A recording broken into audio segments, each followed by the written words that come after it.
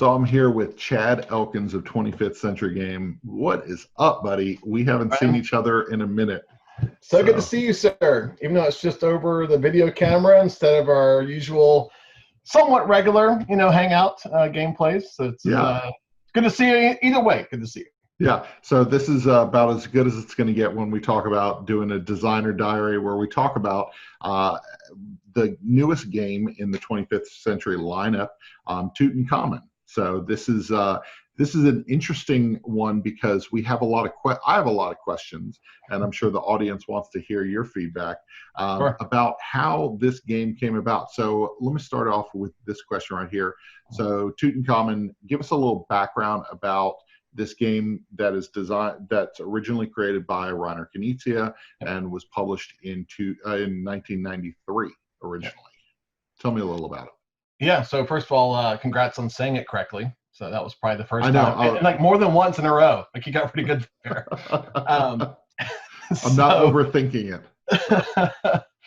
Yeah, so I've actually owned this game in my personal collection for probably at least 10 years. I've probably, since I really started getting into hobby board gaming, somehow I ended up coming across this game. And the version I originally had, which was an English printing of it from 2002, I believe, which was by Out of the Box, which no longer exists. But they did like Apples to Apples and a bunch of kind of mass market games. And this was a game that I played, really enjoyed. It's been on my shelf forever, and always liked it. And so what was funny was, I was thinking about older games, right? Like, because if you think about the modern hobby board gaming era, like revolution, right? Yeah. For most people that have gotten into the hobby, it's probably, I don't know the exact, kind of bubble stats of the hobby game explosion, but let's just say 5 years, right? Like a lot of people are just not coming into the hobby over the last 5 years, and which is at a time where all the new games are exploding because the Kickstarter and the access to that, and there's so many games being published now, and all the hype and media attention on just new games, that I feel like a lot of games that had their limelight 10, even just 8-10 years ago, are probably completely unknown to people. And I was looking at that game. I'm like, man, I need like another, kind of easy, kind of gateway family weight game that it takes. You've played this, man. It takes all of 30 seconds to explain your turn, and that's it, right? And so I was thinking about it, and I listened to, one of your shows, coincidentally. I don't know if I ever told you this. Will It Game? It was a. Listen to all your stuff, but you had an episode where you had Reiner on. Yeah, that's right. Yeah, and he was talking about just his, all the different publishers he works with and everything, and how he had mentioned something on that show where he really does enjoy working with smaller publishers. And 25th Century Games is by no stretch a large publisher. Very hope to get there. We're in baby steps. We're getting there. Yeah. And I heard that, and I was like, I was inspired. And I said, cool. You know what? I'm gonna reach out, just blindly reach out and start a conversation. And so I did, and we started talking about what kind of things that he had that might be a fit. And I really kind of started focusing on older titles that had been published in a while. Yeah. And Tutankhamun was right there, in that top little set of games we started talking about, and. He was interested in seeing it come back. It's been away for, at this point now, I've been away since its U.S. printing date, like 18, years or so. Yeah. And so I was like, the way it was perfect. I already knew the game. I had it. Literally like it's on my shelf.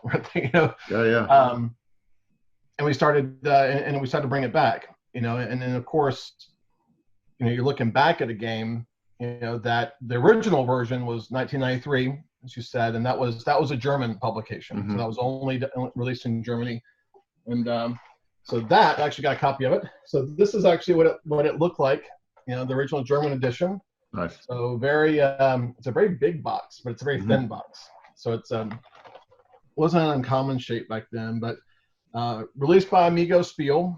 Okay. And in '93, if you can kind of see there, Yep. it was a Spiel recommended game. You know, it's the family weight. You know, those, you know, everybody knows the Spiel now. You know, it's like the Oscars of board gaming. But it was a recommended game back then. I got this one much later than the other one. But then it comes along later, and you know, out of the box does it in a, you know, much smaller. And that's the one I've seen over the years. That one, yeah. Most people will have this one, you know, especially if you're an English board gamer.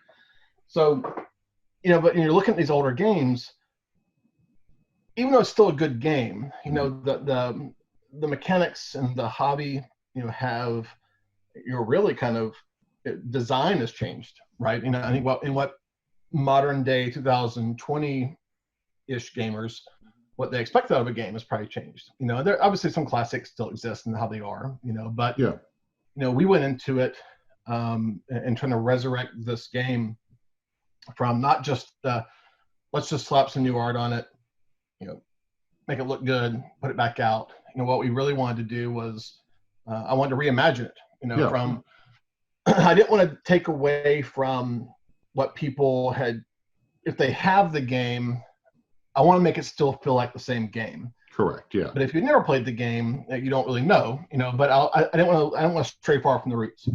So let's talk about that, because over the past 10 years, we've seen a level of polish on games that we kind of come to expect. When I pick up a game, you know, whether I go to a Target store or whether I go to my local game store, Moxie, or while I'm traveling, hit up a hobby store, I know that if I'm buying a game from the past 10 years, I'm going to get certain mechanics. I'm going to get a level of polish on the art. So when we talk about resurrecting this game, what mechanics did you add and which ones did you remove while modernizing this one? Yeah, so Reiner already had some changes he wanted to make in the game, like right out of the gate. There were some things that I don't know. I don't really know the history behind them. If you know, he just looking back, you know, kind of just didn't really like it anymore, or maybe those changes he just wasn't, you know, that just happened and maybe wasn't totally on board, but they still happened. So he removed a couple of things from the game. There's a little bit of a take that piece on like one of the items you can pick up on the track, and then a little bit of the scoring changed up on his side. That was what he brought, and so that we wanted to keep because it definitely did make the game a little better. But then we started talking about, you know, what could we do a little bit? Let's push it, you know, just a little bit more. And one of the things that we started exploring was an entirely new type of tile to introduce in the game. So for those who haven't seen it, it's a set collection tile game. You lay out, you know, it's 80 tiles in a path, and then your player pieces start at one end, and you're working your way towards the opposite end. And on your turn, you just move to a space which has the tiles randomly placed, and then wherever you stop and move it to, you just take the tile, and you can move forward as far as you want, but you can never go back. So once you pass over a tile, you can never get it. And there's different set values and different quantities, and the sets will score once all of them have been collected or passed over. If it's passed over, it just gets kind of put aside because no one could ever get those again. Yeah. So what I started thinking about was, could we introduce a different type of tile that had some special abilities to it that let you manipulate the game a little? Because before it was just very straight mathematical. You know, it's just probability of what someone else is going to take. You're watching people take, looking at how many are left, how long it's going to take for that set to run out, you know, things like that. But then we layered in some abilities that just change it up just enough to where you kind of keep showing your toes a little. And we also took advantage of all these tiles that got skipped over and just kind of set aside. We said, you know what, we can actually create a thematic thing for that, and then use some of these abilities to maybe let you go in and pull things out of there, you know. So it kind of just changes the gameplay up a little. And I think, so that's kind of, but it wasn't a lot, you know, but it was just enough to make the game feel refreshed, you know, with his changes plus these additional ones, which he was obviously, we talked about it and he was very on board with, very excited about them. And so that was that's the design piece. you know, and then you go look at, you know, the level of polish in today's games. You know, you're talking about like footprint. You know, what's the table presence of a game look like? I mean, and now, table presence for games can be just ridiculous, right? Yeah, you look at games like Photosynthesis and now Tang Garden. You know, we actually, so we actually had a conversation. Rick had a conversation with Andrew and Anitra of Family Gamers about Tang Garden, because I played Tang Garden first, and then I introduced it to Bob and Rick, and we played on Tabletopia. And the beauty of the game is part of the game. You know, it is not, you can't divorce the beauty of the game from the entire experience. You can't say, well, you know, a lot of people want to say overproduced or something like that, when really it's part of the package. It's part of the whole, you know. And so it's an experience. You know, it's not just that piece with the design is one cohesive unit. Yeah. And so when we talk about art for I messed it up because I overthunk it. Yeah. So when we think about, I'm messing up the word because I'm looking at the word. You can just say tut. Just say tut. Tut. When we talk about tut, you know, this received a major facelift as far as the art and visuals, you know. So how did you go about refreshing the art and the visuals for this game, but still linking it? You know, I know Reiner has he loves Egypt. You know, that's something that we see in a lot of his different games. You know, he has a passion for Egypt. And so how did you keep that kind of cohesive? So I think I was an Egypt nerd, you know, as a kid. Really? Okay. Yeah. I still find myself catching random documentaries and I'll watch them. That's cool. It probably stems back. So when I was a kid, you know, we're about the same age, you know, and I remember, like, it was touring. I don't know where all it went in the country, but it was like a big deal. It was like I think it was like this Ramses exhibit back when we were kids. And I remember it being set up in Memphis, Tennessee, because it was like a connection Memphis, Egypt. You know, it was like a Memphis thing. But they brought over all the, like, literally, like, Ramses and like everything. Like, it was like this massive really cool kind of exhibit. I remember, like, you know, I think we're probably living in Birmingham at the time. I don't think we were in Atlanta yet.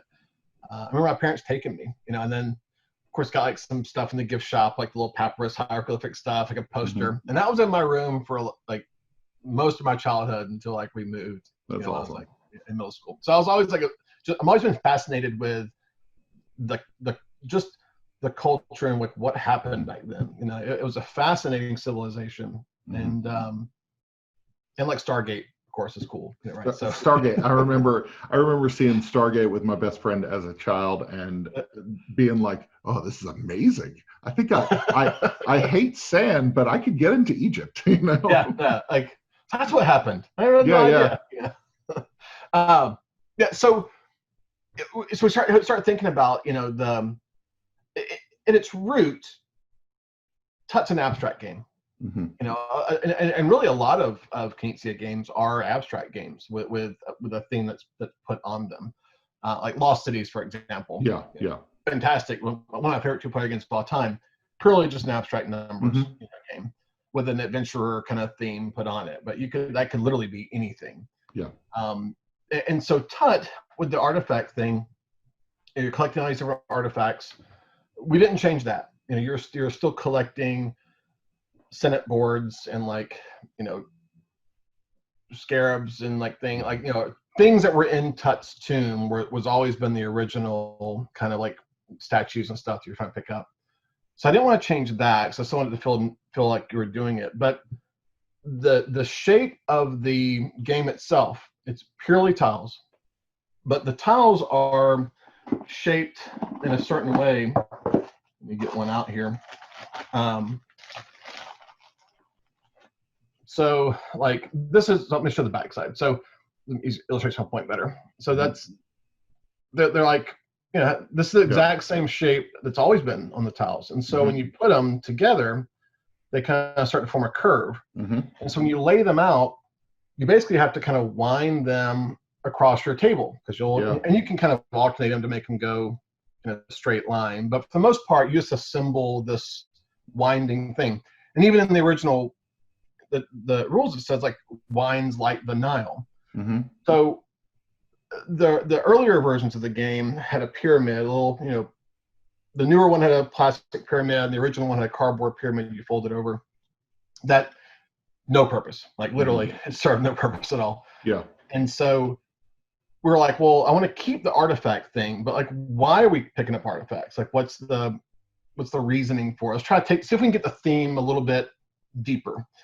So we started. I was kicking around with Matt Paquette, who's a graphic designer, for the game, and he and I kept talking a lot about this. We're like, what are we going to make this thing where it's not just a pasted on thing? Let's try to find a way to connect a story to it or something. And we came up with basically, Tut has passed away, and they're stalking his tomb. So all like his priests and priestesses are out there, kind of spending their wealth, buying up artifacts to then go deposit them in the tomb for Tut, for his afterlife. And whoever can rid themselves of all their wealth and like contribute the most, to his tomb becomes the next, high priest of Egypt, whatever. I said that's not how they did it, but whatever. But it's make believe, y'all. Yeah. It's a board game. It's a board game, right? This is not National Geographic or History Channel here. And so we're like, okay, well, if that's going to be kind of our underlying concept behind it, this whole winding of the Nile, why don't we literally just make it the Nile? So what we did on the art, is, you can see this here, like we literally put the artifacts on little rafts. Nice. There's a little bit of greenery on both sides. Yeah. And you put it together, it literally forms a blue, kind of winding river. That's really cool. Yeah. And then we're like, okay, well, if we're gonna do all that, like, do we remake the pyramid, or what else could we do? And so since we're already thematically talking about, this depositing things in a Tut's tomb, it became, why don't we literally just at the end where we're working toward, why don't we literally just make it Tut's tomb? Yeah. And then as you collect and turn in your sets, you can just literally put them in the tomb. You're kind of cleaning the game up as you go along. Yeah. So then, at that point, so Matt and I worked and spent a lot of time kind of brainstorming how to do this, because I love it when you can incorporate more of the components into the game. And you don't really see a whole lot of like the box itself being used in a game. What we did, so this is the box. This is all prototype, by the way, so it's not finished, but this is the box bottom. Yeah. And so inside we even put art. Nice. And so this basically is the entrance to Tut's tomb. That's cool. So you can take it one step further, and you can actually put Tut in here. Nice. So this is just a box lid. It's like a shaped box lid that we put, literally put Tut in the game, because he really kind of wasn't in the game before. And so now he goes in to here, and it creates this, kind of 3D-esque shape. So now you've got like a piece of table presence that kind of connects into what you're doing in the game. Yeah. And I see that you're including in the box lid, you're including the score tracker, right? So yeah, so the score. So before the original version, you got gold coins, and you had to basically, or this is in the 90s, the 2002 version, and you had to deposit the gold coins to kind of rid yourself of your wealth. So we're still kind of doing that. But you're going out and getting artifacts and then depositing and get rid of your wealth. So what we decided was, rather than do the coins, because one of the things I always hated when I played the game was setting up the 80 whatever tiles takes a little bit to wind them. Yeah. And I got to sit and count out coins to everybody, like at 30 coins a piece, 25 coins a piece. Like, man, this just takes forever to get this game going, and it's not really a long game. It's a 20-minute game, right? 25 minutes tops. So we're like, let's go back to a score tracker. The original game had a Tut mask kind of score tracker. It was just a flat piece you just kind of set to the side. So we thought, let's go back to a score tracker. And so now what you do, each player will have a canopic jar shaped kind of item. So the heads are different on all of them. Okay. Colors. And you basically just, it goes on. Yeah. And then as you just basically move it around the box, as you score. Excellent. Yeah. That's cool. I love how you've reimagined something and said, you know what, we need more table presence. We need to up the game of this board game for the modern board gamer. And I feel like it's doing that. I wanted to ask you, one of the things that I've known 25th Century for is giving opportunities to newer creators to get a game published. You are a smaller publisher, and I think that you've worked with some really awesome people over the years. Now, how is this process different working with Reiner, who has 700 games to his credit, and working with somebody who's like, I created this board game during my lunch hour over the past 5 years. What do you think? What was the difference in working with the newer designer and the one who's been in the industry for 30 years? Probably like the most acclaimed designer of all time. So I can tell you this, when I had the idea and started working on the God abilities, and I want to say I had those play tested more times than any other change idea I've had with any other designer to date, because I was so nervous about just saying, hey, because this is a game that already existed. It wasn't like a brand new game, and like, hey, this game you made in the 90s that, was a Spiel, recommended game, reprinted again, like 2000s. Like, hey, here's me, like, I got an idea for some changes, And so when I sent off the email and explained everything, whatever, I was on pins and needles for days, and all of a sudden he comes back and he's like, these are great. Like, I love this, change this, this, and this. And I'm like, and I get it. And I'm like, oh my God, it's brilliant, And so, he's just as open. Like he's a designer. He's a professional designer, and he knows, like, games can always be made better. It's almost like film. You can keep messing with the design, messing with it to the point where you may end up going too far and causing more harm than good. But I mean, designs can really never be finished. And so he was very open to ideas. We kicked around new stuff, and he was very receptive to it. But it was a little more nerve-wracking that first time I did it. Now I'm a little more comfortable with it. We're actually working on another game that's a brand new game, a card game. Excellent.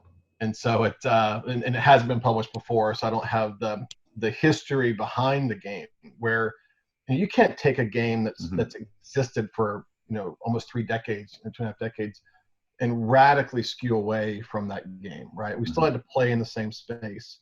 When you've got total green space in front of you with the design, you can take and that can take a myriad of ways to manipulate it. But I thought that there'd be a little more protection over it, because it was an existing game, and but it wasn't the case at all. And I think, but you go look at some new designers though, when they've made, let's say, one game, right, and they've worked on it for, like I said, lunch breaks and weekends for 5 years. And there's and that game gets picked up. There's also a strong willingness, even for a first-time designer, to not want to see any changes to a game. Like this, no, you can't, don't mess with my baby, right? This you can't, it's my game. What are you doing?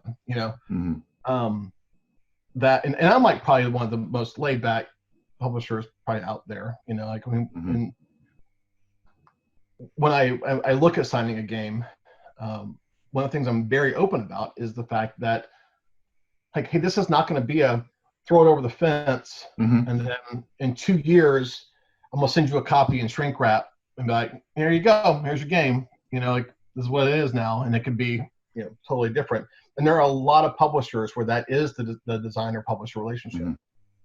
They're not involved. It's like you did your part. Now we've got our in-house, or developers that are which are just designers that then come on and try to polish things up, and they just do whatever they want to with the game. Like, I don't want it to be that way. I want it to be very open, to the point where I've actually had to release 2 games recently, all within the last month or so, that were both first-time designers who just were like no way, no how interested in that game being changed. Gotcha. And Gotcha. To like, we're like, get really mad about it, like, you can't change my game. Like, well, that's, we talked about this before we even signed this, like, and you were totally okay with it, but then once it started happening, they got very defensive about it and didn't want to be involved. And one of them just didn't want to be involved in the process. He was like, you do whatever you want to with it. Just tell me when you're done. Yeah, I just send the game, we're done. And I'm like, even that was, some people would be like, okay, fine, well, I'll just do that. But even that didn't feel right. To where, it was like, man, I want you involved in this. Your name is on this box, and I want you to feel excited and proud, and that you can and contribute to the conversation about it. And then I had the other opposite effect, which was, you can't change my game at all. Like, well, we talked about this originally, and rather than have that friction, it was like, well, let's just part ways, go find someone else, whatever. And it's not a big deal, And now I've started, recently, because of this, I've started pushing, even before game is signed, just in the evaluation process, I've started pushing a lot on, like, what about this? Why would you change that? Like, why'd you choose this? What do you think about this change? Just to get to see that feedback. Yeah, see the reaction. Yeah. Yeah, especially if it's not their first game, I'm not worried about it. But if it's like literally their first design or their second design or whatever, then it takes so much to get a game from design to final product. And if you're not having a fun, healthy relationship, and that person wanting to be involved, like, why do it? It's not like, we're all in this because it's a business, of course, but it's also, we do it because we love it, and you should enjoy it. That's cool.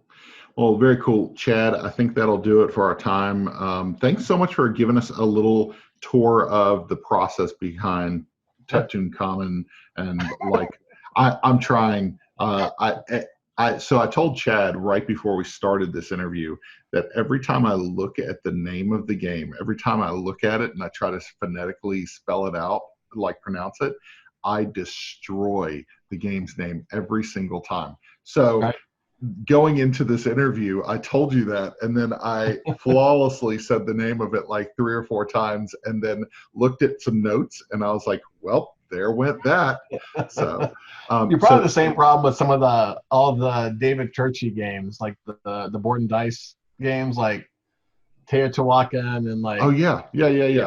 If I look at the box, I can't say it. But if I'm away from it, looking in another direction, I'm fine. So, so let us know. So when does this hit Kickstarter, and how can people get involved in the campaign? Yeah. So just decided on the date today, as a matter of fact. Okay. So just locked in July 28th is going to be the launch date.